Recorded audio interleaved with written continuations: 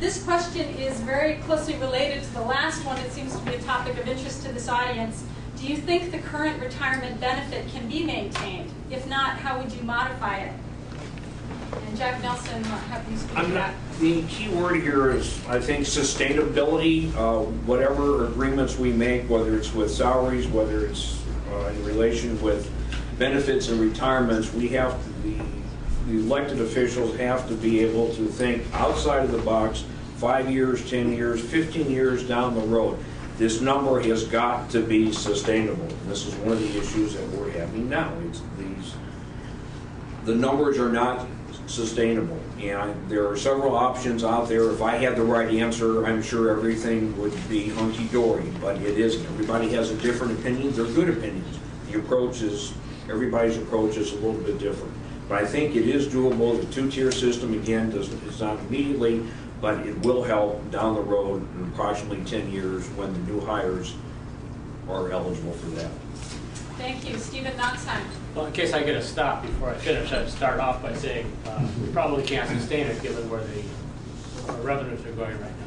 There's three parts, simply speaking, to the PERS. There's the age at which somebody retires, the percentage of their highest salary, and I forgot the third one. But I believe that right now, I think most of the people retiring from this fire district are going to be over 55 anyway, and we are paying extra money to have a 3% at 50. And so there are a number of things you can play with in this, especially as you bring new people on, because I don't know how current people would think. And quite frankly, if my retirement was changed right away, I don't think I'd like it either. But there are a number of levers that you can pull on this to still be fair to the workers, but bring your overall costs down. Thank you. Next we'll hear from James Harris. Yeah, I think, as some of you may know, the benefits that are being currently paid to the firefighters average roughly 50% of their salary, which is, in general, about 20% higher than what's being paid to non-government employees or non-firefighters employees by public companies in this area. And as you may know, most major companies, and all of them to my knowledge, do not have a defined contribution plan anymore or defined benefit plan anymore. All companies have switched to a defined contribution. And so we're starting to see that in the paper in terms of municipal employees as well. And I think that all of that has to be considered, and it has to be put in the context of an overall sustainable financial plan. Thank you. Our next speaker will be Rexford Ianson.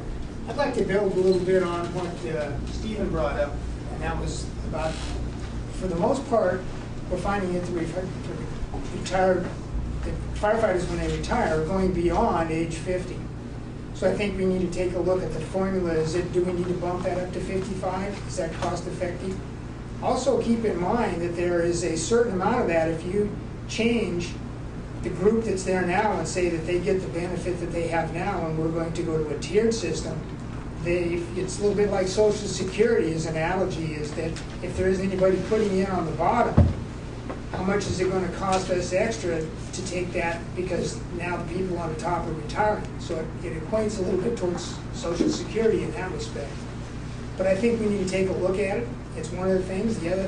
Some of the other things that we probably should take a look at is consolidation. I think that is something that we need to take a look at as far as the number of people that are in that pool, the sustainability of the retirement system. Thank you, Mr. Ianson. And next we'll hear from Jon Mosby. Well, I've been attempting to understand the retirement program. It's pretty complex for an outsider to get into. I have met with the district administrator, who gave me a crash course in how CalPERS works, and she was able to do that in English, translating from finances. And I am going through the stack of material that she gave me, and it's very interesting. It's very educational for me, and everyone so far is in agreement, something's got to change. And I'm willing to listen and learn anything that can help resolve this. It's a major issue. Thank you. And lastly, we'll hear from Robert Silano. Thanks. Well, as a federal retiree, we already went through this in 1983, where the Federal Civil Service System and FERS, as they call it, reorganized. First thing, what we need to do is definitely consider the two-tier system for new hires. Secondly, we need to look at and consider a maximum age for retirement. Thirdly, we need to think about not the last year of retirement to average out, but we need to think about maybe the last 3 years. Fourthly, we need to do like the city managers are doing. They're going to have to lobby the CalPERS board in order to get some reasonable solution here, because as Steve said, I mean, you know, we can't sustain these costs forever. Great, thanks very much.